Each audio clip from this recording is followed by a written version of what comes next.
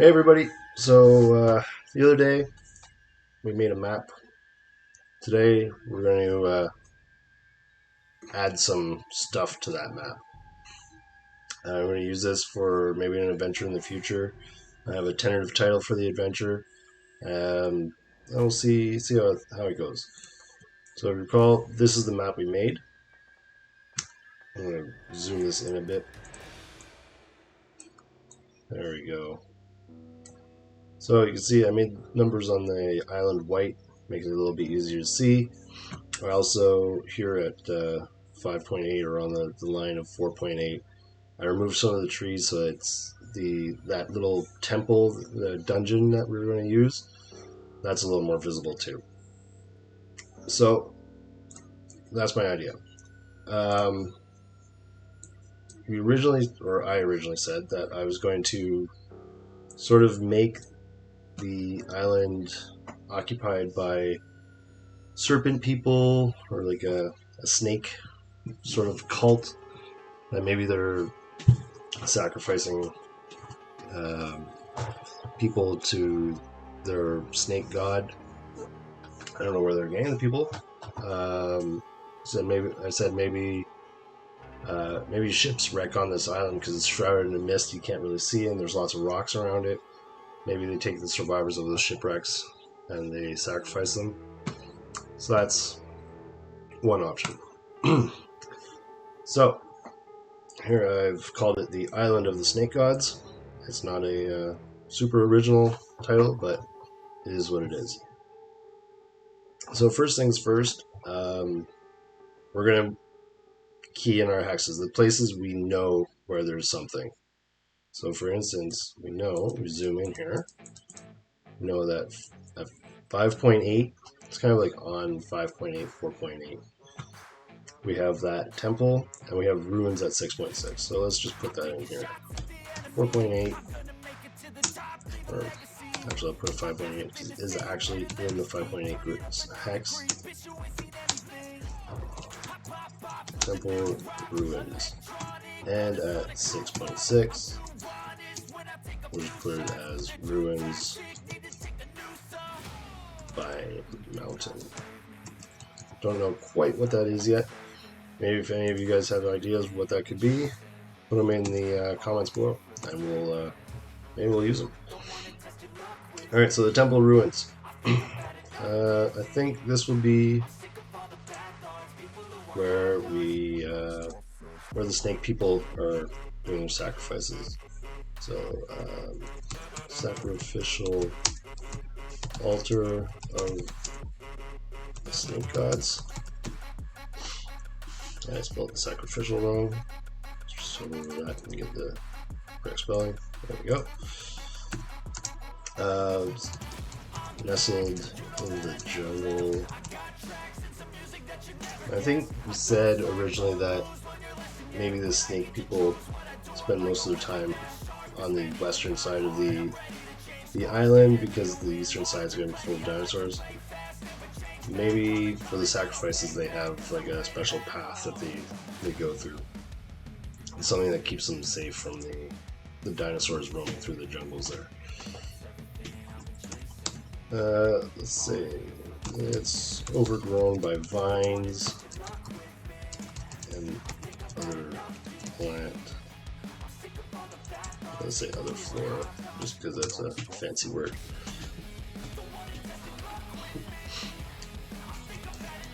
Stairs near the altar lead to a dungeon. So these stairs that lead down to the dungeon, maybe that's where this kind of giant snake comes up and takes the sacrifice. It's kind of like, someone feeding their pet boa a rat or a mouse or something. But I think, yeah, that's good. We can map out, at some point we can map out the exterior, and then we'll decide how big the dungeon is going to be. I don't think it's going to be a huge dungeon inside. I think maybe one level of like maybe about 10 rooms or so. and maybe like they'll have a level of about 10 rooms, and underneath it'll maybe go down, and there'll be like a large like pool of water, maybe that runs out to the sea, and then like, that's where the snake's lair is. So we're going to do a giant snake, parenthesis, the snake god, because these people are going to believe that the giant snake is their snake god. Comes from the dungeon, and it's the sacrifice. Perfect. So the ruins by the mountain, I think, is going to be, I don't know, I think it's going to be something simple. Maybe it's going to be an ancient keep. Long, let's go back. Ancient keep, long abandoned by some unknown culture. I think, to make this interesting, maybe because it's so close to the mountain, maybe there'll be an entrance to a cave system in the mountains there. Entrance to cave system inside mountains.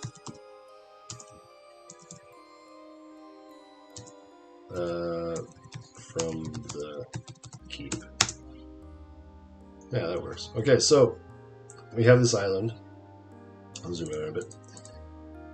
We have this island, we have a mountain system, which will have a cave system inside of. We've got here the ruins where the sacrificial altar is, and the snake god. And of course we have dinosaurs and stuff roaming around.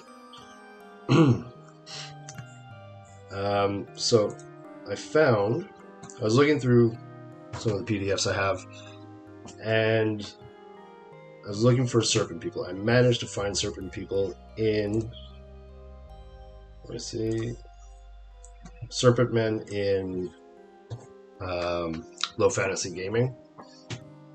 So I'm going to use that. I'm going to modify it for my game to fit the rules I have set up for creatures in my home system I'm creating. What I did find in the Basic Fantasy Field Guide is giant two-headed snake. Let's zoom in on this. I think I'm definitely going to use this. Again, modified, because we want to make it even scarier, right? So, two-headed snake, I like that. Maybe like one grabs one side of the sacrifice, the other grabs the other side, and just kind of pulls them apart. That'd be pretty gross and awesome. So the giant two-headed snakes are rarely surprised, as at least one head is usually alert. Each head can attack an individual target. Though the targets have to be close to each other, their poison is quite potent, and saves are made with a -2 penalty. Alright, so the snake god. Let's put this in here, because this is what I'm going to use for the snake god. I am going to alter it though. So generally I use EAC. I use hit dice. Use attacks. Movement. I don't use numbers appearing. I use saves. And I use XP. The other stuff, I just don't bother using very often. Just because I don't feel like it's super necessary. The numbers appearing. Sometimes I'll roll for numbers appearing if I'm unsure if I'm planning ahead of time, or if I'm doing a random encounter. But something like this, I know there's only going to be one of these things. I don't need to put in the numbers appearing. Treasure type. Again, especially if it's none, what's the point? Like, there will be treasure here. Obviously, I'm going to we'll put something into the dungeon underneath for treasure. Morale, I don't usually use morale for monsters. I like the rule of morale, or the concept of like, if a monster is not always going to fight to the death. But again, I feel like I don't really need a roll for it. You know what I mean? Like, as the DM, I can decide whether or not it's going to run away or try and get away. I don't necessarily feel like that's something I need to roll for. So this thing we're going to make a little more powerful. So the AC is 14. We're going to make this AC 15. Hit dice, of course, is always it's a D8. 5. Yeah, we'll make it 5 because I'm not sure what they're going to do. The attacks. I will keep 2 bites plus poison. I don't need a couple of them. Sure. Now I think I want it to be. It doesn't say how big this is, but we're gonna make it bigger than this. So its movement is 30. I'm gonna make its movement up to 40 feet per turn or per round. Actually, you know what? No, I'm gonna double that. Let's make this savagely fast. Saves as a fighter 5, which I think is 9, if I'm not mistaken. I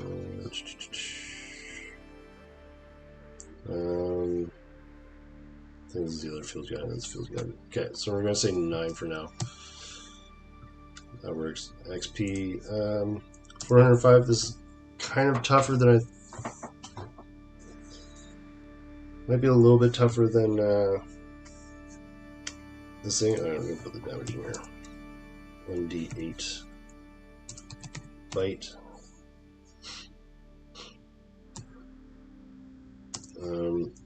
And this is going to be pretty savage. I'm going to say it's going to do 1d4 per round poison damage. Again, this is just off the top of my head. I can change this later if I feel like it. And let's say 580 XP, just because it's kind of tough. So, Snake God is... Hello. Alright, Snake God is a giant 2-headed serpent. It is moving 80 feet. I'm going to say I want it to be terrifying. I want players to see this thing and say, good lord, that is horrific. So we're going to say it's going to grow to... No, not 30. 30 is too big. 25 feet. 25 feet long and weighs 200 pounds.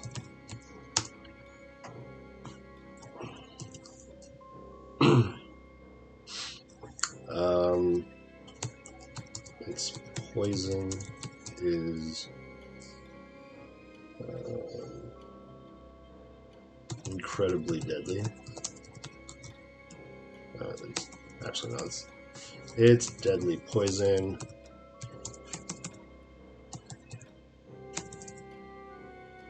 I cannot write to it. Deadly poison deals 1d4 damage per turn unless a successful save is made.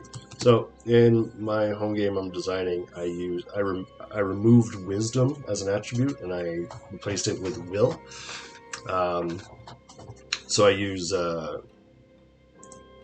willpower as the basic save against things like this. Usually most saves are done with the willpower modifier.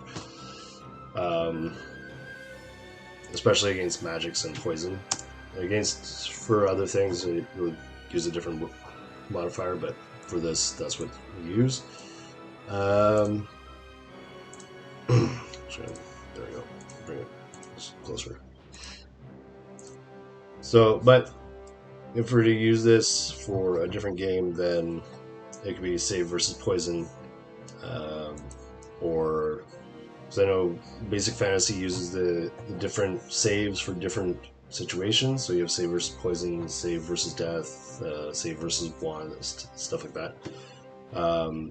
Things like White Box uses a single save per level, which is kind of what I do with mine, except for mine you use a different modifier depending on the situation. So I just leave it like that, and then depending on what game you use for it, that'll work. Alright, so we have the Temple Ruins. We'll just need to map that out. And we have the Ruins by the Mountain, which for now I'm not sure what we're going to use, what we're going to do with it. But I think for now that works. I'm just going to make a basic. I'm going to do the Serpent Men. Now, just like here, there's different. Let's zoom in here. So, for the Serpent Men, if you read it, it's very much like the Yuan-ti from Dungeons and Dragons. Serpent Men are a cruel, despotic race from a lost age, once great rulers over early humankind, but now forgotten and exiled into dark corners of the world. That fits perfectly with the sort of theme for this island that we're going with. They breed two primary forms: this Surlock warrior, a giant 8-foot hybrid serpent with a humanoid upper torso, and the Hararsk cultists, a reptilian biped that can often pass for human in a cloak and cowl. Some ancient writings also refer to a third form, the noble caste Razkart, recorded as beautiful, cold-blooded, human-like beings able to conceal their forked tongues and reptilian eyes through shapeshifting. So, it's very much like the Yuan-ti. There's different levels of Yuan-ti. For our purposes, I like the two, and I kind of wanted to make different levels of this, but more based, like, not that they look very different, but they'll have different sort of professions. So you'll have the basic ones, the just regular cultists, and maybe you'll have warriors, and then maybe like one high priest. So now let's say we're going to go with, I don't want to steal the exact term, although Serpent Men is pretty generic. And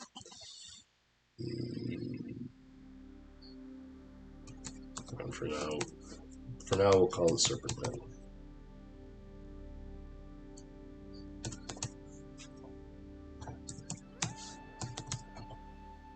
I will come up with a better name for it, or I won't. We'll see.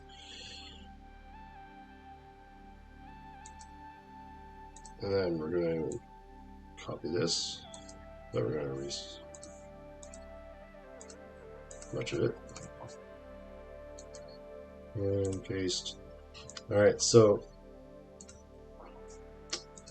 look. I'm just going to call this Cultist. Armor class. So I don't want these guys to be super strong. Like the Cultists, I want them to be relatively easy to hit. Hit dice are going to be 2. So here they have 2 plus 2. I'll just leave it as 2 right now.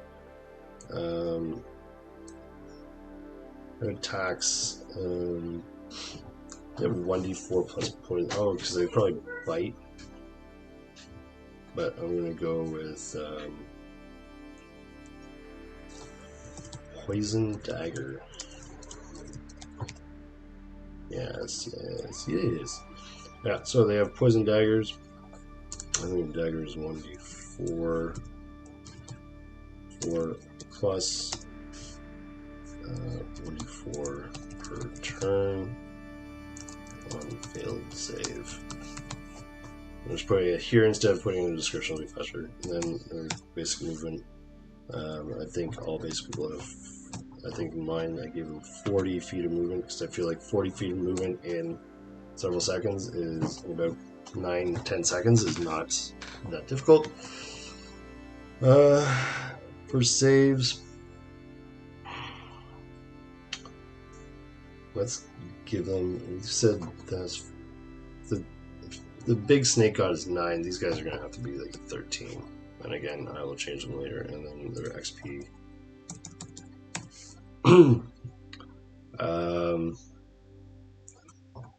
We don't have XP and it doesn't show it in no fans. Oh, it's because they have a different.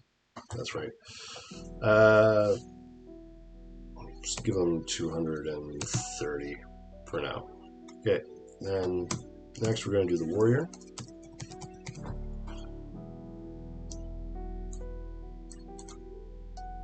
Copy. Paste. Okay, the warrior is going to have a higher AC than those guys, maybe a 14. He's going to have 3. And they're going to have a scimitar. Eventually is going to be 6. Movement 40, saves.